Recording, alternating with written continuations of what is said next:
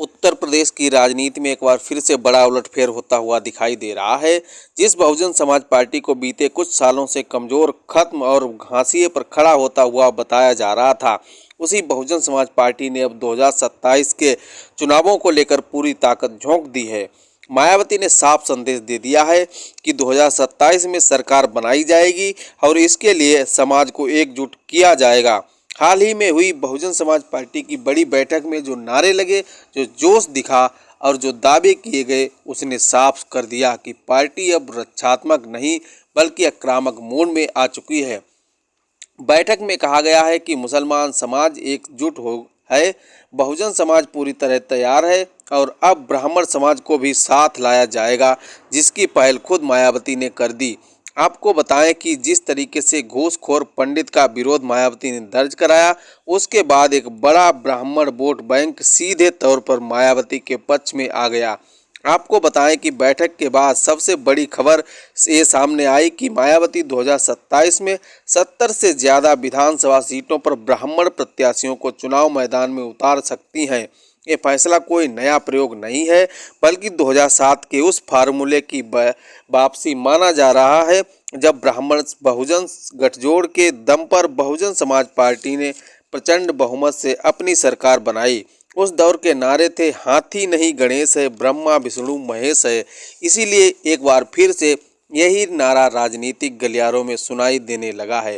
मायावती का आकलन है कि आज उत्तर प्रदेश का ब्राह्मण समाज खुद को अपेक्षित और नाराज महसूस कर रहा है, जिसका फायदा अब खुद मायावती ने उठा लिया है। भारतीय जनता पार्टी के भीतर ब्राह्मण विधायकों की फटकार, नेताओं के सार्वजनिक अपमान और हालिया विवादों ने इस नाराजगी को और बढ़ा दिया है। इसी सियासी रणनीति के तहत बहुजन समाज पार्टी ने एक और बड़ा फैसला लिया है। पार्टी पर लंबे समय से आरोप लगते रहे हैं कि टिकट के नाम पर मोटी रकम ली जा सकती, लेकिन इस बार कहा जा रहा है कि इस बार उम्मीदवारों से कोई फीस नहीं ली जाएगी। यानी बहुजन समाज पार्टी का फ्री टिकट मॉडल, नए चेहरा, नया संगठन और नई शुरुआत। मायावती ये चाहती हैं कि आर्थिक वजहों से कोई भी मजबूत उम्मीदवार पीछे ना हटे और संगठन जमीन पर मजबूती से खड़ा हो।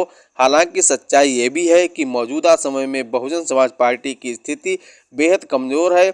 विधानसभा में गिनती के सदस्य, लोकसभा में शून्य और संगठन बिखरा हुआ। लेकिन मायावती इस हालात को स्थायी नहीं मानती। उन्होंने कार्यकर्ताओं में जोश भरना अभी से शुरू कर दिया है और साफ कह दिया है कि मिशन 2027 की शुरुआत हो चुकी है।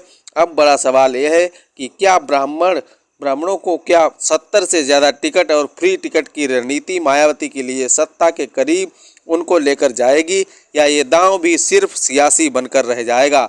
2027 की लड़ाई अब खुलकर शुरू हो चुकी है। देखना होगा कि कौन जीतता है और कौन हारता है। आप अपनी राय कमेंट में ज़रूर दीजिएगा। चैनल पर आप नए हो तो चैनल को सब्सक्राइब करके वीडियो को लाइक और शेयर करें। कमेंट में अपनी प्रतिक्रिया ज़रूर दिए।